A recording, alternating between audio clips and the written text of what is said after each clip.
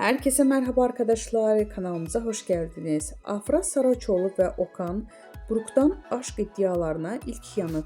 Afra Saraçoğlu ile Okan Buruk'un aşk yaşadığı iddiası magazin dünyasından bomba etkisi yarattı.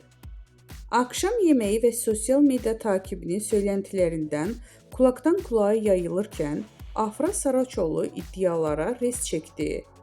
"Böyle bir şeyden haberim bile yok.